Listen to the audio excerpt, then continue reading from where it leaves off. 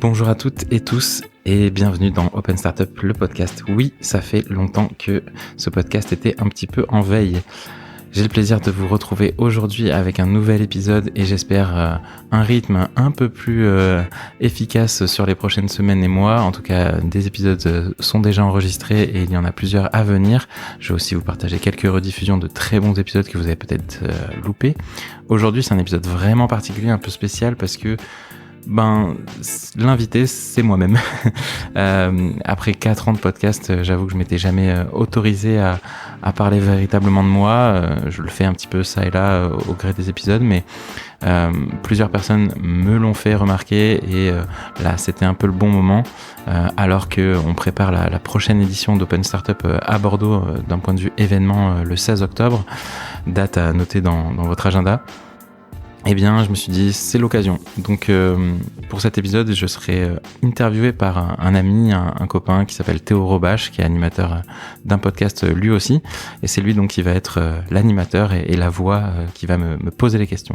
Je vous souhaite un bon épisode en espérant que vous apprendrez quelques choses nouvelles sur moi, je pense en tout cas, parce qu'il y a pas mal de choses que je n'ai pas vraiment dites ailleurs. Et puis, je vous souhaite un bon épisode et je vous retrouve tout de suite. Salut Guillaume. Salut Théo. Merci de me recevoir sur ton podcast et merci de m'avoir demandé de t'interviewer. Bah écoute, c'est un plaisir de fou. Ça fait un moment qu'on se connaît. Je suis un auditeur du Pompon et quand je me suis dit tiens, ça pourrait être sympa de enfin un peu parler de moi sur ce podcast, j'ai pensé que à toi en vrai. Donc c'est gentil. Je suis honoré de ta demande et ravi de pouvoir enregistrer avec toi aujourd'hui. Pour commencer, est-ce que tu peux te présenter ? Ouais, c'est marrant parce que cette question, je la pose tout le temps et comme toi, j'ai eu le temps de voir un petit peu comment les gens à chaque fois se présentaient et ça m'a souvent inspiré et maintenant en fait j'y vais souvent en disant que d'abord dans le numéro 1 dans ma vie, je suis marié, je suis papa de 2 enfants et ensuite dans la sphère professionnelle, j'accompagne des entrepreneurs à réaliser leurs idées. C'est très vaste, mais on le fait sur un spectre plutôt tech et numérique. Et à côté de ça, je m'amuse avec plein d'autres choses. J'adore l'événementiel notamment. Donc Open Startup, donc en fait depuis très longtemps, j'ai toujours aimé m'investir dans ces choses-là, et même des choses qu'on fait ensemble, comme Bordeaux Faites le podcast. Donc, exactement. Mais voilà. Bref, on pourra peut-être rentrer plus dans les détails de certains trucs, mais c'est pas mal ça. Ouais, on va revenir évidemment sur tout ça.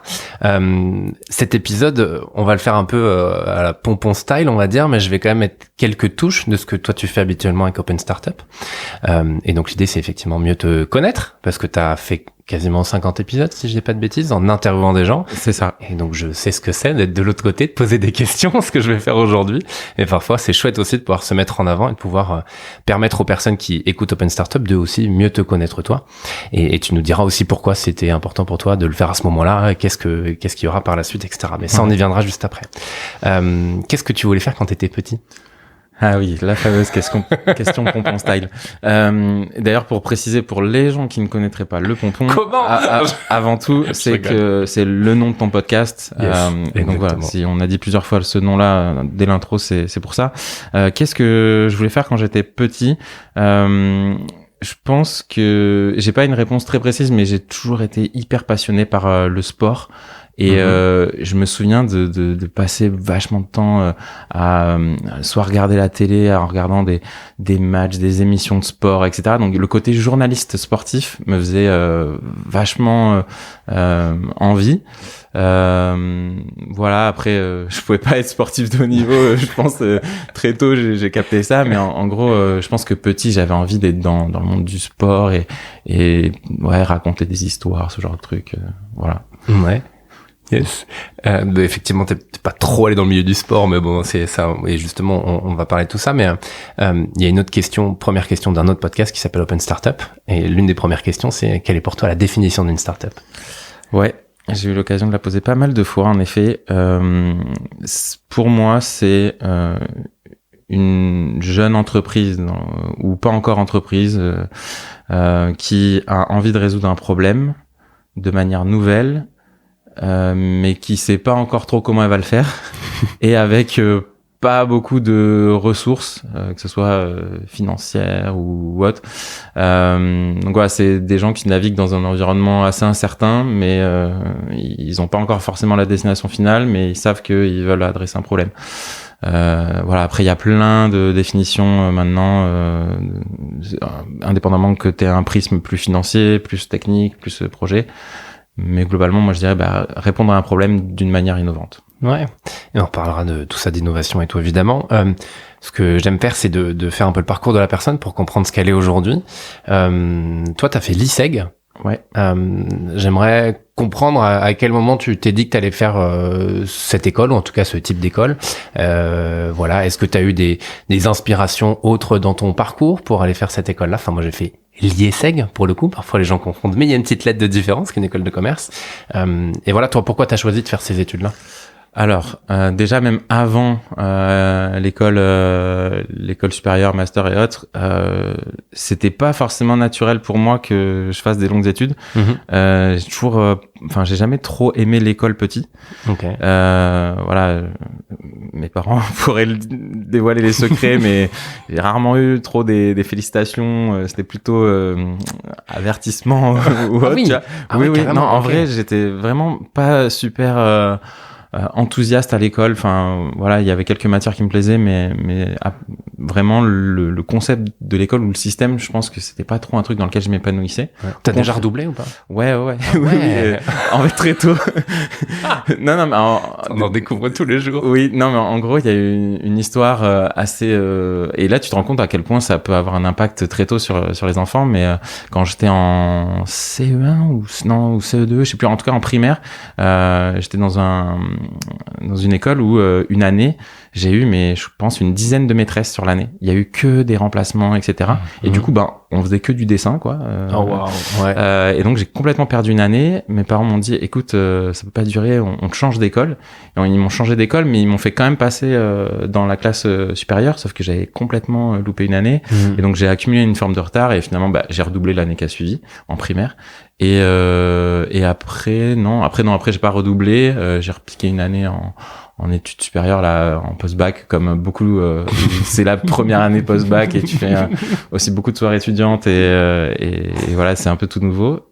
Mais non, l'école, c'était pas forcément naturel pour moi. Je pensais clairement, en tout cas quand j'étais à l'école, je m'imaginais clairement pas faire des longues études. Et dans mon référentiel, mes parents, cousins, cousines, etc., j'avais personne que je connaissais vraiment qui avait fait de longues études, donc j'avais pas non plus de ce rôle modèle entre guillemets. Ouais. Et alors comment tu t'exprimais dans ce cas-là, si c'est pas à l'école? Tu parlais du sport tout à l'heure. Ouais. Alors, tu t'es rendu compte que tu pouvais pas être sportif de haut niveau, mais ça t'empêchait sûrement pas d'en faire. Non, t'as raison. En gros, c'était vraiment le défouloir / endroit où il y avait le plus de plaisir. C'était en faisant du sport, notamment à partir de l'adolescence, là où je me suis mis au handball, et qui a été vraiment le sport, après, que j'ai jamais quitté. Et aujourd'hui, mes plus proches amis, ma femme, je les ai rencontrés grâce au handball. Donc c'était cet endroit-là qui était un endroit parfait pour moi, où je passais des journées entières au gymnase, vraiment on regardait tous les autres matchs, à rester avec les copains. Et d'ailleurs c'était presque un levier de chantage pour mes parents, en disant si tu bosses pas à l'école, tu iras peut-être pas au sport. Voilà, j'ai eu une enfance très heureuse, hein. Attention, c'est pas parce que j'ai dit ça sur mes parents que ça a été difficile. Mais ouais, c'était à ces endroits-là. Et par contre, donc, ce qui a été un peu des déclics, je pense que après avoir un peu galéré à avoir le bac et tout, j'ai été faire Tech Deco à Périgueux. Donc parce que je suis originaire de Dordogne, donc je suis resté en Dordogne pour Tech Deco. J'ai fait un petit check main sur le cœur, alors que je suis pas du tout de Dordogne, mais j'aime beaucoup cette région, j'ai envie de dire, parce que c'est un peu appelé ça une région. Et donc ouais, Tech Deco à Périgueux. Et là, ça a été un premier déclic en fait, parce que j'ai vraiment après, c'est un enseignement avec des professionnels aussi.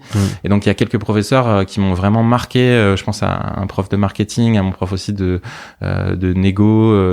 Enfin voilà, c'était tout de suite très projet professionnel professionnalisant et tout. Donc là, je me suis bien éclaté. Et c'est là où je me suis dit, en fait, ça, c'est pas mal. Alors, j'étais pas pour autant dans les premiers de la promo et tout. Au contraire, j'étais encore en train de faire un peu le strict minimum et m'amuser sur les projets annexes.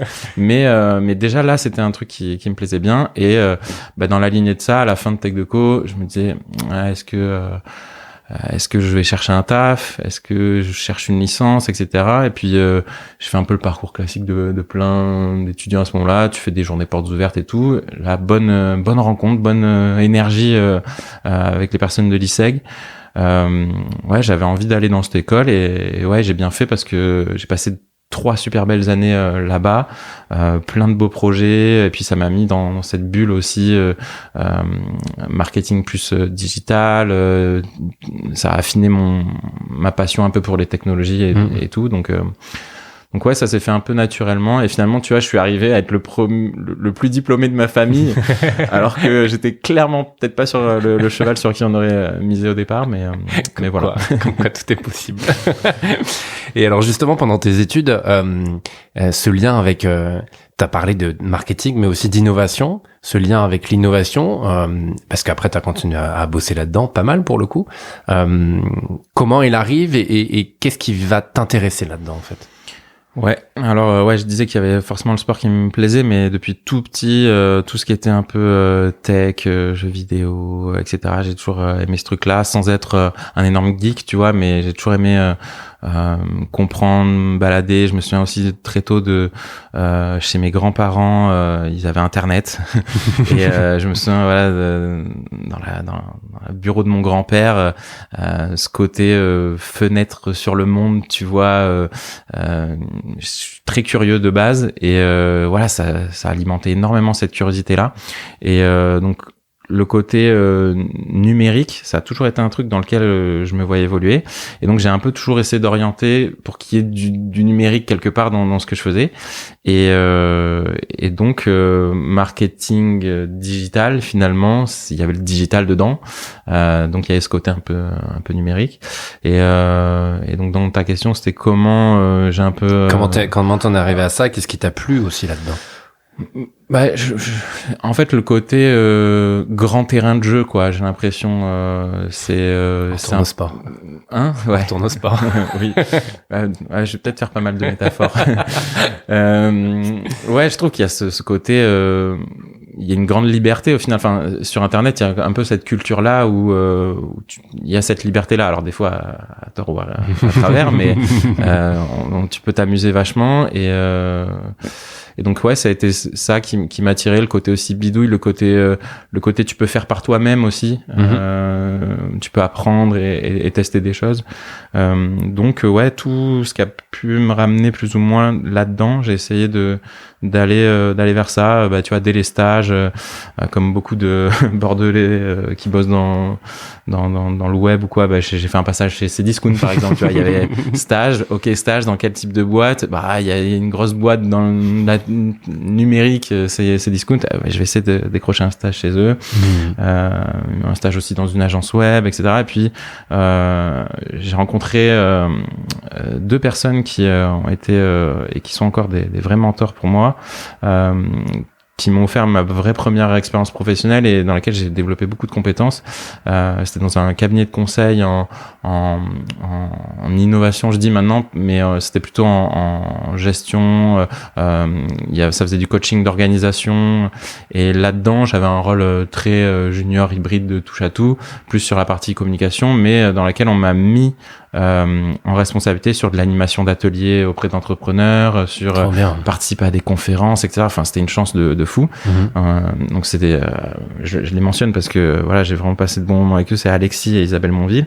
Et d'ailleurs, petit teasing, je pense recevoir Alexis ou Isabelle dans un des prochains épisodes de podcast là, pour parler de leadership. Donc voilà, ce sera un des prochains épisodes à venir. Et donc ouais, là ça a vraiment été des moments encore plus déclencheurs de dans cette boîte-là, on faisait il y avait pas encore la French Tech ou quoi, mais t'avais déjà des associations ici à Bordeaux comme Digital Aquitaine, la DESO, etc. Les trucs dans lesquels je m'impliquais. J'ai participé aussi avec eux à TEDx Bordeaux, tu vois. Donc c'était en 2012, un truc comme ça. Ouais. Et ouais, ça a été encore une ouverture vers ok, j'adore ce monde-là. En même temps, à Bordeaux, il y avait une sorte d'émulation sur le numérique. Il y avait le premier coworking qui ouvrait là, Akinum, le Node, auquel j'allais. Voilà, il y avait ce truc-là, ce monde-là, avec les premières personnes qui se lançaient un peu en freelance, solopreneur et tout. Et je disais, c'est trop bien cette vie. Je trouve ça trop cool. Et donc ouais, c'était un peu comme ça que je me suis projeté. Ouais, sachant que c'était il y a un peu plus de 10 ans, c'était au final assez récent. Non, pardon. Non, mais c'est assez récent malgré tout, tu vois. Enfin, parce qu'on pourra peut-être parler de l'évolution même de l'écosystème bordelais aussi sur les dernières années et dire que le premier cowork c'était il y a 12 ans, 14 ans dans ces eaux-là. Ça va vite, quoi. Enfin, tu vois, malgré tout. C'est vrai. Non, franchement, c'était une période géniale. Il y avait, en plus, globalement, il y avait plein de gens qui poussaient pour ça, tu vois. Même la mairie de Bordeaux organisait chaque année une semaine, ça s'appelait la semaine digitale. C'était génial parce que c'était dans les salons de l'hôtel de ville qu'on commence à bien connaître. Parce qu'on organise Bordeaux Fête le podcast là-bas et on en reparlera évidemment. C'est pas juste pour dire qu'on connaît les locaux. Oui, ça pourrait paraître très prétentieux si on nous écoute comme ça. Mais non, en effet, là-bas c'était génial parce que durant une semaine, donc il y avait plein d'événements un peu partout dans la ville et dans les salons de l'hôtel de ville, t'avais une sorte de mini CES avec des premiers robots, des gens qui venaient montrer des innovations, etc. Et pareil, là, je me souviens, j'adorais ce truc-là. Je me disais, putain, je veux vraiment graviter dans ce monde-là, quoi. Je vais peut-être un peu vite et tu vas me le dire, mais j'ai déjà envie d'aller de l'autre côté de l'Atlantique. Non. Est-ce que je vais vite ou ça va? Non, tu vas pas vite parce que justement, je parlais de l'expérience que j'avais eue donc avec Alexis et Isabelle. Ouais. Il se trouve que il y a un petit moment où je me mets en freelance justement, où je fais des sites web, consultant projet numérique et médias sociaux. C'est ça. Je fais en fait c'est un truc un peu large où je fais plein de trucs. Je fais un peu de community management, un peu des sites web, un peu de recommandations, voilà, un peu d'intervention en école. Ouais. En fait, il y a ce truc-là où là, j'ai un temps partiel aussi à l'ISEG en communication, en responsable communication. Mais j'ai très très envie d'aller au Canada, et ça depuis assez longtemps en fait, parce que c'est aussi un peu dans l'histoire personnelle. Depuis tout jeune, j'ai entendu mon père parler du Canada, où en fait il devait y partir, et voilà, il avait même économisé de l'argent et tout, et mon grand-père lui avait trouvé un taf là-bas dans une compagnie de bus, bref, et en fait au moment où il allait partir, ça fait un peu belle histoire de le raconter comme ça, mais c'est la vérité, en tout cas c'est comme ça qu'on me l'a raconté. Il rencontre ma mère. Ouais. Et bon, l'amour, ça te fait arrêter certains projets. Bon, ils ont bien fait, sinon je serais pas là. Et en gros, voilà, il est pas parti, et c'est toujours resté comme une forme de regret. Je sais pas si, le mot est peut-être fort, mais en tout cas, il m'en a beaucoup parlé quand on était jeunes, et ils nous ont toujours encouragés en disant, si un jour vous avez l'opportunité de partir à l'étranger, ça peut être bien parce que ça vous amène aussi un autre regard sur le monde. Ouais. C'est voilà, culturellement, ça sera riche. Et pendant les études, j'ai essayé, et j'avais même décroché un stage à Montréal, en banlieue de Montréal. L'entreprise était d'accord, moi j'étais à fond d'accord, l'école voyait pas trop d'inconvénients, sauf que j'avais pas eu de visa. Et le Canada et le Québec est très réglo là-dessus. Ouais. Moi j'avais tenté un peu naïvement de dire ouais, mais si je viens en visa touriste et que voilà, et l'entreprise m'a dit non, on prendra pas ce risque-là. On fait les choses dans les règles, et donc ce sera une prochaine fois. Et donc j'avais pas pu non plus durant l'ISEG, là, mes études, y aller. Ouais. Je me suis dit, non mais et voilà, donc j'avais cet appel ça bloque le Canada. Cet appel du Canada qui restait, et là avec ma compagne, je disais là c'est le moment, là je pense que c'est le bon timing. On n'est pas encore trop vieux, il n'y a pas encore les enfants, on n'a pas de responsabilité, c'est ça, on n'avait pas acheté d'appart, on s'était pas lancé dans ce type de projet, et c'était le bon timing, quoi. Donc on s'est dit go, on y va. Et donc ouais, là ça a été vraiment révélateur, et une expérience qui a permis, je pense, de m'élever à plein de niveaux, même de prendre confiance, parce que c'est un état d'esprit où il y a alors, je veux pas rentrer dans des choses trop caricaturales, mais la notion de jugement, elle est peut-être moins forte et on laisse peut-être plus de liberté aux gens de faire ce qu'ils ont envie, d'être qui ils ont envie, et tu le vois même quand tu te balades dans la rue. Enfin, certaines personnes s'assument beaucoup plus sur, je sais pas moi, des coupes de cheveux, des styles vestimentaires et autres. Enfin, et même dans la partie invisible, en fait, dans les passions, les choses, les façons de penser et tout. Donc, ouais, là-bas, ça a été génial, et il se trouve que le monde est bien fait parce que en arrivant là-bas, après avoir un peu voyagé, je participe à un de mes premiers événements pro. Et c'est Bleu Blanc Tech, la French Tech Montréal, qui accueille la French Tech Bordeaux. Et là, je me dis, mais c'est trop bien, le monde est trop bien fait. Et donc je vais là-bas à cet événement, et je tombe sur la délégation d'entrepreneurs qu'il y avait. Ouais, j'en connaissais, je pense, la moitié. Et puis Pierre Dejean là de la French Tech qui était de la partie, et qui me dit, ah mais qu'est-ce que tu fais là? Et je leur explique un peu le projet, je leur dis voilà, je viens d'arriver, j'aimerais bien rester un petit bout ici. Et ils m'ont dit attends, on va te présenter au responsable de la French Tech. Et donc je rencontre Elsa qui est présidente de la Bleu Blanc Tech à ce moment-là, et qui me dit tu vois, nous on a lancé la French Tech là il y a pas longtemps, on est que des entrepreneurs, on met un peu de temps bénévole, mais il manque quelqu'un qui met de l'énergie et qui est vraiment présent tout le temps. Et je dis mais ça m'intéresse grave quoi. Et voilà, ça s'est bien fait. J'avais pas forcément à ce moment-là une connaissance assez fine de l'écosystème montréalais, donc c'était un peu presque à moi de faire mes preuves aussi là-dessus, mais une belle opportunité. Mais une super belle opportunité. Franchement, ça a été un vrai tremplin à plein de niveaux, d'un point de vue réseau évidemment, parce que vu que c'était un job de réseau, j'ai pu rencontrer rapidement plein de belles personnes de l'écosystème montréalais.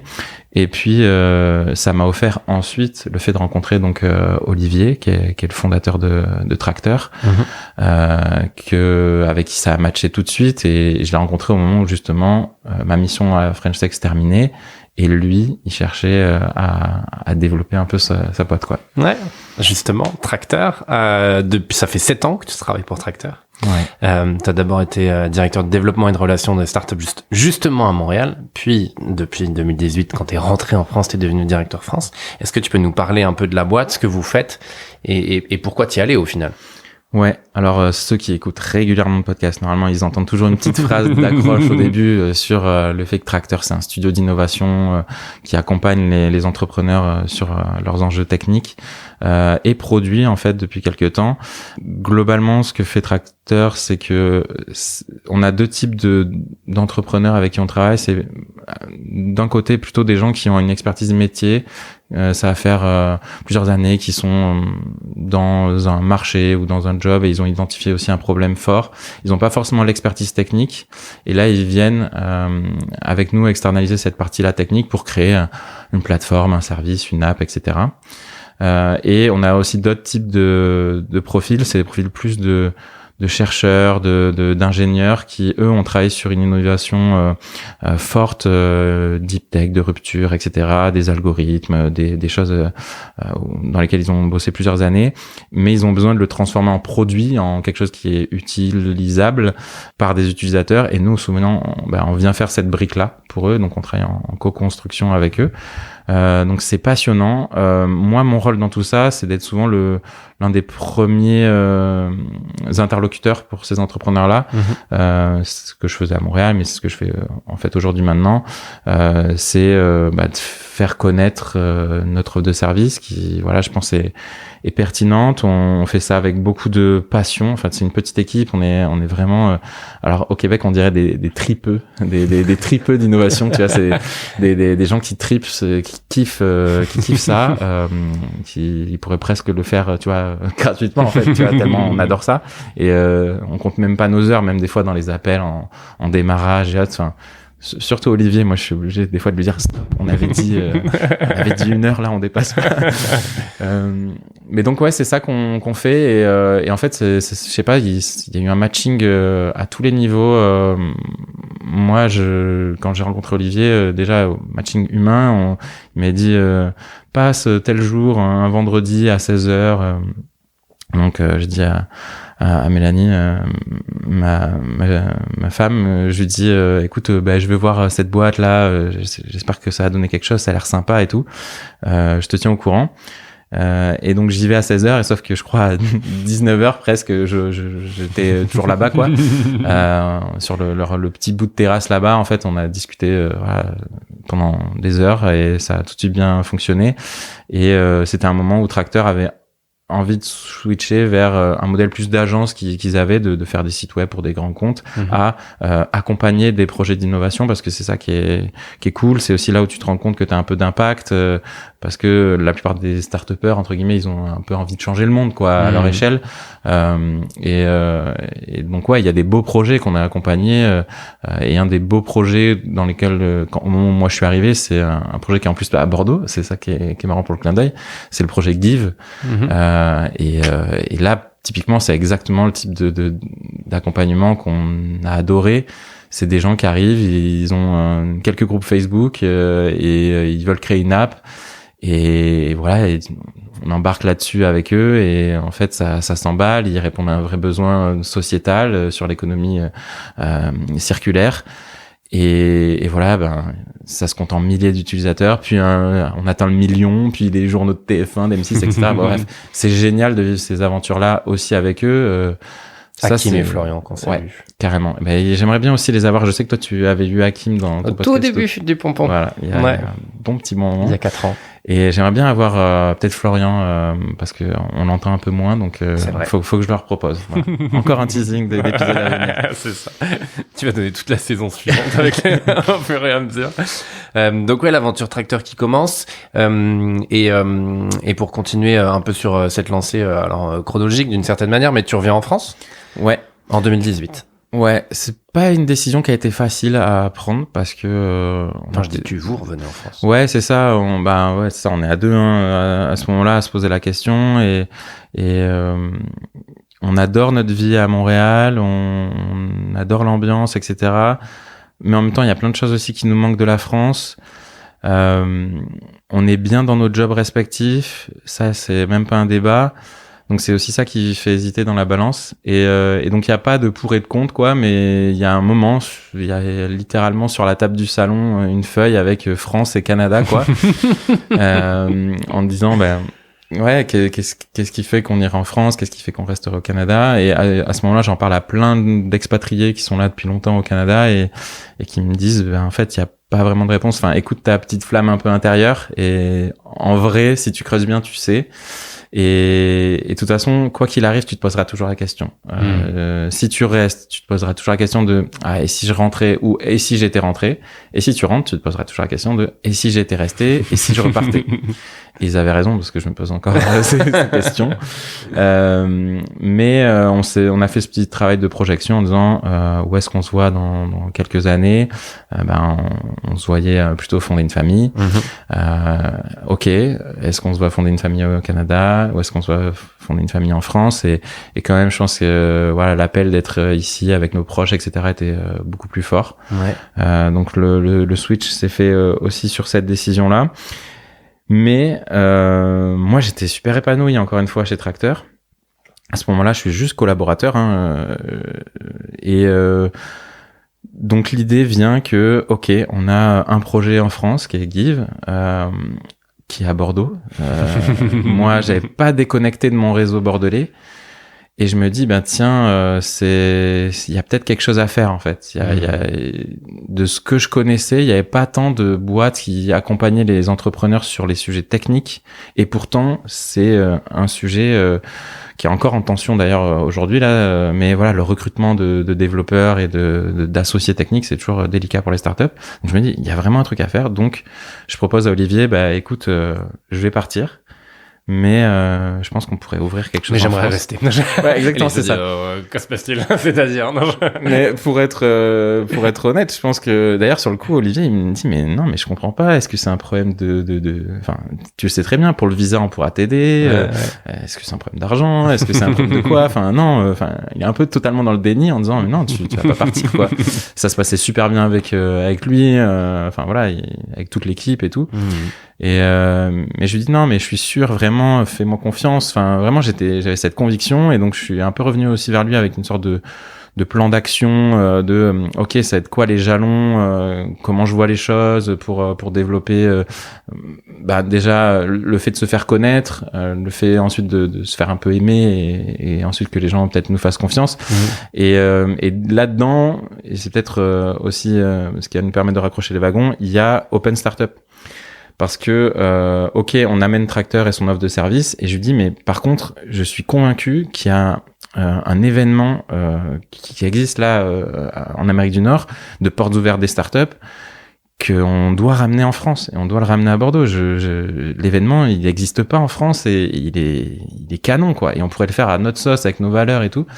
Et donc ça ferait partie aussi de notre stratégie, entre guillemets, ok, on va en France, mais on n'est pas juste un simple prestat parmi les autres, c'est qu'on veut être un vrai acteur de l'écosystème, on veut créer des connexions, faire en sorte que il y ait des opportunités qui se créent, etc., et que ça profite à tout le monde. Donc il y avait ça dans la balance. Et écoute, on est là à se parler, donc c'est que ça a plutôt bien fonctionné. Après, en entrepreneuriat, tu le sais aussi, il y a des périodes plus denses et fastes, et d'autres plus dures. Donc voilà, ça fait partie du job. Ouais. Justement, Open Startup en 2019, ça commence avec un podcast, si je dis pas de bêtises, et après il y a l'événement qui arrive, où je dis des bêtises. Tu dis plus ou moins des bêtises. Alors publiquement, alors c'est ça aussi, hein, il y a entre le public et ce qui se passe en sous-marin. En gros, le podcast, j'ai déjà une première expérience podcast à Montréal, et c'est un média que déjà j'écoute beaucoup au moment où j'ai envie de partir au Canada, donc 2015, et le moment où on part, 2016, là, le Canada, c'est un très grand pays, les déplacements sont très longs, et même, moi, j'adore marcher, j'adore faire du vélo, mais c'est plus safe d'écouter un podcast quand tu marches plutôt que quand tu fais du vélo. Mettez des casques aussi. Mais voilà, exact. Et donc, j'écoute beaucoup de podcasts à ce moment-là, en 2016, notamment un qui s'appelle Nouvelle École, voilà, j'écoute beaucoup, et je me dis, putain, j'adore aussi ce format, donc go essayer peut-être de faire un podcast. Et donc à Montréal, j'ai fait quand même une série d'épisodes, ça s'appelait Dans un monde idéal, et c'était des interviews d'entrepreneurs qui voyaient le monde d'une meilleure manière, et il y avait aussi des assos, etc. Enfin, vraiment, tu sais à quel point j'adore aussi le format du Pompon, mais il y avait quelque chose un peu dans la vibes Pompon, beaucoup moins bien fait. Mais donc j'ai fait quelques interviews là-bas, mais et à l'époque il n'y avait pas d'hébergeurs type Acast, etc. Donc je les mettais sur SoundCloud, pour te dire. Ouais. Ça fait un peu vieux de la vieille. Et puis ouais, j'ai adoré ce truc-là, mais voilà, c'était un peu aussi dans la période où je pensais que j'allais rentrer, donc c'était un peu bizarre de lancer un truc à Montréal alors que j'allais rentrer, donc j'en ai fait 3-4. Je pense notamment à François Alban, enfin certains épisodes que j'ai peut-être sur des disques durs quelque part, mais qui ont jamais trop vécu. Ouais. Et donc le podcast, c'est toujours un truc que j'ai, et c'est un peu dans ma strate aussi de me dire, ah tiens, quand je vais rentrer à Bordeaux, faudra faire un podcast. Et je commence à gratter des trucs, je fais un premier pilote qui s'appelle Le Garage, parce que je me dis, tiens, les startups elles naissent dans les garages, donc j'appelle ça Le Garage by Tracteur ou je sais pas quoi, mais je me dis, ouais, mais il y a un truc qui allait pas. Et en même temps, il y a Open Startup, et Open Startup, la mission d'Open Startup, c'est un événement qui a pour vocation de aller visiter les boîtes, et donc de montrer les coulisses des startups. Et donc on fait la première édition en mars 2020, donc on prépare en 2019 déjà. Et à ce moment-là, je me dis, tiens, ça pourra trop être un truc pas mal aussi d'avoir le podcast d'Open Startup. Là, ça fait plus de sens, les coulisses des boîtes en physique et les coulisses des boîtes en podcast. Ouais. Sauf que l'événementiel, c'est très prenant. Donc, je fais que l'événement, un peu tout seul avec mon bâton de pèlerin. Depuis, il y a d'autres personnes qui donnent du temps bénévolement, et je les remercie beaucoup. Je pense à Cyril, Mélanie, Yvan, Corentin, enfin voilà, que j'espère aussi un de ces quatre mettre en valeur aussi dans le podcast. Et donc arrive quand même le Covid très rapidement, et là comme beaucoup de podcasteurs qui se sont lancés, le Covid a été un bon moment pour se dire, ah tiens, on peut pas faire de trucs physiques, donc le podcast ça peut être sympa. Et c'est ça, moi ça a été la naissance, ça a été à ce moment-là, c'est courant 2020, les premiers enregistrements ils se font je crois mai-juin, et je sors vers fin d'été, début septembre, un truc comme ça, 2020. Voilà. Le premier épisode. le premier épisode que j'ai alors celui qui sort en premier, c'est celui avec Léa Thomasin, quelqu'un qu'on adore. Cœur sur Léa. Ouais, parce que Hello Asso, moi depuis que j'avais débarqué à Bordeaux, c'était une boîte qui me fascinait, que j'adorais. J'avais fait des très belles rencontres chez eux, des gens qui sont encore chez eux. Je pense notamment Thomas Guillochon, voilà, qui est quelqu'un que j'apprécie vraiment beaucoup. Et donc ouais, Léa, un des premiers épisodes, et voilà, et j'avais beaucoup de chance en fait de démarrer avec Léa, et plein d'autres beaux épisodes qui ont lancé la dynamique. Et après j'étais piqué en fait. Tu connais aussi ce que c'est. Voilà, les premiers épisodes, il y avait un truc vraiment génial quoi. Ça allait encore, même si en fait là cet épisode il intervient après 6-7 mois de pause, donc on le sait, c'est aussi ça demande beaucoup d'engagement, d'implication. La première année, donc j'ai mis vraiment beaucoup d'énergie dans le podcast, essayant de tenir un rythme assez régulier. Puis après, ça a été un peu plus en va-et-vient avec les aléas de la vie d'entreprise, la vie perso aussi. Entre-temps, j'ai eu des enfants, voilà, bref, plein de trucs qui font que tu peux pas toujours mettre l'énergie dedans, mais c'est un média que j'adore. Ouais. Et alors, pour le coup, pour les personnes qui nous écoutent là, ils savent à peu près de quoi on parle sur Open Startup, en tout cas sur le podcast. Donc, comme tu l'as dit, c'est un peu comprendre les coulisses, et tu vas à la fois interviewer des entrepreneurs, à la fois des personnes qui gravitent aussi autour de l'écosystème. Et puis il y a cet événement quand même, la 5e édition cette année. Là aussi, pourquoi avoir voulu créer ça et apporter ça ici? Et en fait, et après, je vais un peu essayer de dérouler la pelote de laine et comprendre ce qui t'anime, toi, pour faire tout ça. Mais déjà, pourquoi? C'est un événement que déjà, en vrai, c'est un événement que j'adore, et je me mets dans la peau du participant. J'ai vécu une édition en tant que participant au Canada, et franchement, j'ai littéralement adoré. Enfin, je pense que les occasions, elles sont très rares d'aller dans les boîtes. On le sait, on va souvent dans les salons, tu vois. Je parlais de la semaine digitale que j'avais fait dans les salons de la mairie, c'était cool, ou même des CES, des trucs comme ça. Enfin, j'ai jamais été au CES, mais des gros événements tech comme ça, c'est bien. Mais il y a un côté aussi où il y a beaucoup de bruit, beaucoup de monde. Il y a aussi un peu une urgence pour tout le monde de vite pitcher, de vite se présenter, d'essayer de.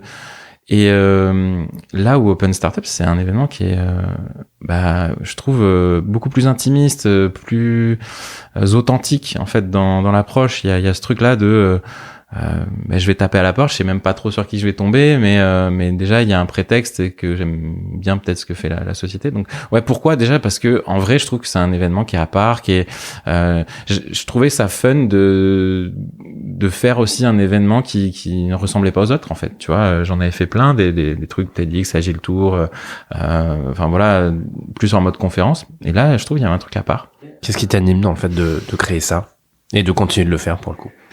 Ce qui m'anime là-dedans, c'est en vrai la première édition, je savais même pas s'il allait en avoir une deuxième, mais la première édition, il y a eu énormément de retours et de participants directs, quoi, et plein de gens qui nous ont donné plein de belles histoires. J'ai trouvé un stage grâce à Open Startup. J'ai connecté avec tel client avec qui j'ai démarré une mission. Il y a plein de choses concrètes en fait, et je me suis dit ok. En fait, ça sert vraiment à quelque chose, tu vois. Et c'est trop cool, en vrai, quand tu fais des choses et que les gens, ça a un impact sur leur vie, sur leur business et tout. C'est formidable. Donc, je pense que ça, c'est hyper agréable. Il y a pas trop d'autres raisons, en vrai. Faut pas aller chercher plus loin, plus deep, tu vois. C'est cool à faire. Et en plus, ça sert à quelque chose. Ouais, complètement. Pour essayer de te comprendre aussi un petit peu mieux, j'ai vu que tu t'étais formé aux approches collaboratives et participatives, que tu avais fait aussi un MOOC pour devenir entrepreneur de l'innovation par le design thinking. Pourquoi tu t'es aussi intéressé à essayer de comprendre et là en l'occurrence te former au faire ensemble, mais il y a quand même ce côté ensemble et ce côté j'ai pas besoin de préciser plus, mais c'est vraiment ce côté faire ensemble collaboratif, quoi. Ouais, c'est marrant, t'as vraiment scanné tout mon LinkedIn dans les moindres détails et tout. Écoute, tu as mon secret de préparation d'interview. Ouais, carrément. Ça a été très tôt quand je parlais d'expérience formatrice, tu vois, chez Ayebal avec Alexis Isabelle, c'était des choses qui étaient dans leurs valeurs, dans l'ADN de de leur personne et de la boîte dans laquelle j'étais, donc ça m'a un peu modelé là-dedans et je pense que c'était tant mieux. Et en vrai, je sais pas, je pense que je suis comme ça, tu vois, j'ai toujours aimé être un joueur d'équipe, faire partie de projets où il y a du monde. J'aime bien avoir mes moments à moi et j'ai un vrai côté introverti en vrai, ce qui peut paraître paradoxal, mais pour beaucoup de créateurs et autres, c'est le cas souvent. Mais voilà, j'aime bien avoir mes moments à moi, mais en vrai, je suis un vrai joueur d'équipe, tu vois. Et on a parlé du sport en intro. Encore une fois, tu vois, je pense que faire des choses tout seul c'est bien, mais faire des choses ensemble c'est mieux. Enfin, il y a ce fameux, j'avais participé en tant qu'étudiant au 4L Trophy et il y avait une phrase qui maintenant on voit partout, mais qui m'avait marqué. C'était seul on va plus vite, ensemble on va plus loin, tu vois. Et ouais, c'est vrai. Donc je pense que pourquoi parce que je trouve ça presque normal. C'est un peu dans mon mon ADN. Voilà, pour moi c'est normal de faire les choses ensemble et que c'est normal qu'ensemble on fasse des choses encore meilleures, quoi. Ouais. T'as dit au début, quand tu t'es présenté, que t'avais évidemment, t'étais marié, papa, et chez Tracteur, mais que tu t'amusais aussi sur des projets autour. Ouais. Est-ce que tu peux nous parler des projets et pourquoi tu prends ce temps-là aussi pour les faire? Qu'est-ce que ça t'apporte? Je pense que c'est... Alors, pour faire la liste, je sais pas si je vais faire la liste, mais Open Startup en est un, tu vois, en tant que tel, c'est un side project, certes, qui sert à tout de même par ricochet à Tracteur et qui me sert à moi et qui voilà, on le fait pas pour rien et je le fais aussi parce que ça me passionne.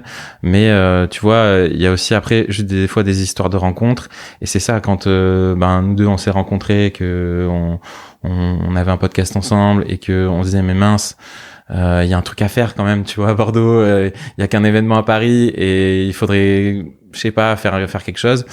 Là c'est, je pense, plus une affaire aussi de rencontre, tu vois, de dire ah ouais, j'ai bien envie de faire un projet avec cette personne. Et après tu cherches à trouver aussi le projet qui servira pas que à ta petite personne mais qui servira au plus grand nombre.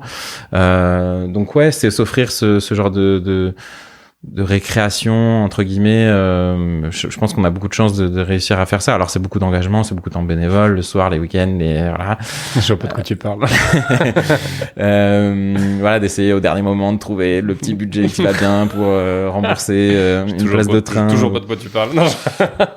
Voilà, mais je sais pas, c'est tellement plus agréable, enfin sans dramatiser le truc, tu vois, la vie est hyper courte, ça va très vite, enfin les années passent très vite et autant vivre pleinement plein de choses. Alors certes, parfois on est plus fatigué, certes parfois voilà, mais je me dis on a entre guillemets aussi pas le droit de se plaindre. Enfin je me considère quand même dans une situation ultra confortable par rapport à tout ce qu'il y a dans le monde et donc ouais, autant en profiter à fond de ces moments-là et voilà. Bon après c'est sûr que il y a ce fameux équilibre vie privée vie perso qui n'existe pas, mais qu'il faut réussir à voilà, il faut réussir à jongler un peu dans tout ça, mais ouais. Alors j'ai fait un petit parce que j'avais reçu Sandra Philodo pour le coup, des équilibristes sur le pompon, et justement elle dit qu'il y en a un qui existe, mais bon, chacun a sa vision de, parce que équilibre c'est quand même un système de balance, des balanciers, tu vois. Je sais plus qui c'est que j'ai écouté il y a pas longtemps, mais qui lui parlait plutôt d'harmonie en fait à trouver, et que il y avait un peu comme dans la musique, c'est que des fois t'as plus ou moins de vibrations, t'as plus ou moins de rythme, etc. Et je trouvais l'analogie pas mal parce que l'équilibre parfait, je trouve que après ça c'est un autre sujet, mais je pense que on va pas se lancer là-dessus quand je vois le temps qui passe et qu'on a dit qu'on allait rester dans un timing à peu près raisonnable. Mais je pense, tu vois, je disais que j'aimais pas trop l'école, etc., machin. Je pense que ce côté-là, petit, où on te file en plus des devoirs le soir et tout. En fait, j'ai capté il y a pas longtemps que même depuis tout jeune, alors je sais pas trop là le système scolaire actuellement, s'il y a encore beaucoup de devoirs à la maison ou pas, mais en fait, on nous apprend pas trop non plus à déconnecter finalement, parce que c'est vrai. Tu fais ta journée d'école et le soir tu dois bosser en plus sur tes devoirs. En fait, nous, on a été un peu formaté comme ça. Du coup, tu fais ta journée de travail et le soir, finalement, peut-être que tu peux te remettre dans du travail, alors qu'en fait, il faudrait pas, quoi. Ouais, clairement. Je parlais aussi, on a rapidement parlé d'écosystème et donc in fine d'entrepreneuriat d'une certaine manière. Est-ce que t'as quelque chose à dire, soit sur l'écosystème bordelais de manière générale. Est-ce que tu as quelque chose à partager? Et après, peut-être aussi ta vision de l'entrepreneuriat aujourd'hui, ça peut être intéressant. Ouais, et puis je pense qu'on clôturera aussi là-dessus. Merci d'ailleurs d'avoir parlé de la prochaine édition donc d'Open Startup, la 5e. Le 16 octobre 2024. C'est ça, le 16 octobre, un mercredi encore. Ouais, alors ce que je vais dire, c'est forcément là daté, là 2024, parce que ça change tellement. Là, rien que l'année qui vient de passer, elle a été très intense pour de nombreuses startups. Il y a eu beaucoup moins de financement, il y a eu un contexte économique beaucoup plus tendu. Donc ce que je vois moi là, en tout cas actuellement, c'est que il y a peut-être un peu moins de projets, mais il y a des projets peut-être plus solides entre guillemets qui se lancent. Alors c'est pas méchant de dire ça, hein, mais c'est juste que peut-être que les personnes qui avaient peut-être moins de ressources ou autres, vu le contexte global, se disent c'est peut-être pas le moment d'y aller pour moi, parce que j'ai pas réuni toutes les pièces du puzzle pour me lancer. Donc ouais, il y a ça. Et après, pour l'écosystème, en tout cas à Bordeaux, moi ce que je trouve très chouette, c'est que ça reste Bordeaux une sorte de grand village finalement, et donc il y a une forme de réseau qui se fait super bien. C'est-à-dire que si t'as besoin de rencontrer telle personne, t'es rapidement à une poignée de main de quelqu'un. Il y a un sens quand même du collectif qui est assez présent. Des acteurs comme la French Tech Bordeaux travaillent beaucoup là-dessus, mais il y a au-delà de ça aussi beaucoup d'associations. Il y a des gens que j'adore aussi dans les structures d'accompagnement, tu vois, je pense les Premières Aquitaines, la Ruche, enfin voilà, même d'autres incubateurs peut-être plus récents mais qui sont plus éloignés du centre-ville, mais je pense aussi à Arc Sud Développement, enfin bref, à plein de gens, après les classiques Techno-West, Unitech, etc., qui sont bien visibles, mais il y a plein de gens qui travaillent à soutenir l'entrepreneuriat, et donc ça c'est un vrai luxe franchement. Parce que entreprendre tout seul, faut être courageux, et donc quand t'as de l'aide d'assos, de structures d'accompagnement, de mentors, etc., c'est quand même plus facile. Donc non, je pense que c'est une bonne place où entreprendre. Il y a ce qu'il faut dans la ville. Il y a aussi un cadre de vie qui est quand même agréable, malgré que certes, il y a eu beaucoup de Parisiens qui sont arrivés, mais au-delà de je rigole. non, mais au-delà de cette blague entre guillemets, oui, c'est le cas, mais ça a amené aussi beaucoup de compétences, ça a amené aussi beaucoup de nouvelles entreprises. Enfin, il y a aujourd'hui des gros acteurs qui sont là ici à Bordeaux. Je pense à des Mano Mano, des Back Market, etc. À l'époque où t'avais, comme on le disait tout à l'heure, t'avais entre guillemets que ces discounts. Là, maintenant, t'as quand même vraiment des grandes locomotives, des jeunes pousses. Enfin, vraiment, il y a un mix qui est pas mal, quoi. Donc, c'est hyper agréable de naviguer là-dedans. Ouais. Je vais avoir encore 4 questions, Guillaume. Ok. Tâchez d'être rapide. Si ça te va. La première, c'est que tu m'as dit que c'était le bon moment pour enregistrer cet épisode. Ouais. Déjà, c'est pas facile en vrai. Là, le fait que je sois avec toi, ça fait que je suis en totale confiance et tout. Mais c'est pas facile en vrai de se dire, ok, je vais sur mon propre podcast parler de moi pendant un épisode. Il y a un côté un peu prétentieux ou autre. Enfin voilà, j'ai pas envie que ça paraisse ça, tu vois. Mais par contre, c'est le bon moment parce qu'en effet, ça fait 4 ans, même un peu plus, et j'ai certes au fil des épisodes parlé un peu ça et là de moi, mais pas non plus tant que ça. Donc plusieurs personnes m'ont dit que j'avais le droit de le faire, qu'il fallait le faire, que ça pourrait être une bonne chose de le faire aussi pour personnifier ce podcast-là, pour dire si on aime bien ce podcast-là, peut-être qu'on l'aimera encore plus quand on apprendra plus sur la personne qui l'anime. Donc voilà, je pense que oui, c'était pour ça que c'était un peu le bon moment. Ouais. Est-ce que tu as des sources d'inspiration?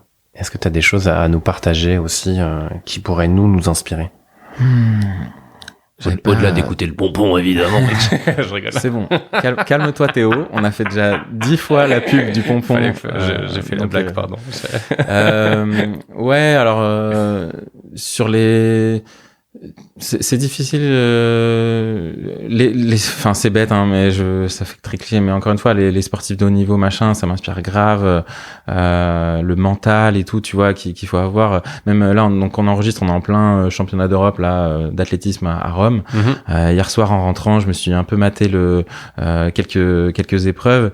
et je trouve la force mentale qu'ont certains, voilà, ils ratent 2 essais, machin, ils sont capables de se remobiliser, ils ont la pression des fois de tout un pays sur eux. Là, hier il y avait le sauteur italien là, incroyable, il rate 2 essais, il est 2e du concours alors que normalement il est champion.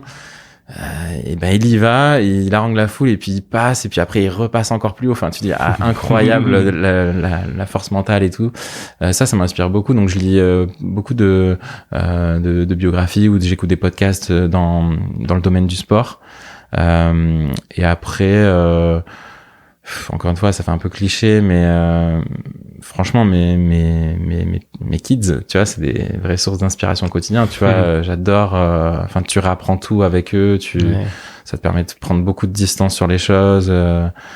Quand t'as passé une mauvaise journée, et que t'as un câlin de ta fille, ça change tout. Ou un rire de ton petit gars, ça change tout. Donc ça c'est top. C'est au quotidien, c'est vraiment la grande source d'inspiration. En tout cas, ça motive aussi à faire des choses, à se dire, tiens, je fais ça pour moi, mais je fais ça aussi pour eux, voilà. Et tu vois, même le podcast, c'est bizarre, mais je sais pas si ça durera, mais je me dis, c'est un peu une photographie aussi dans un espace-temps, là, peut-être un jour ils pourront retomber dessus, donc, ça va être rigolo. À la fin de ton podcast, tu demandes s'il y a des tips et astuces à partager, mais souvent sur un sujet spécifique. Mais là, je vais faire exprès de pas en choisir, pour que je te laisse choisir, le sujet que tu as envie d'aborder, soit c'est sur le fait d'innover, d'entreprendre, de trouver son harmonie. Ouais. Il y a des choses, alors je sais pas si je suis toujours bon à donner des conseils, mais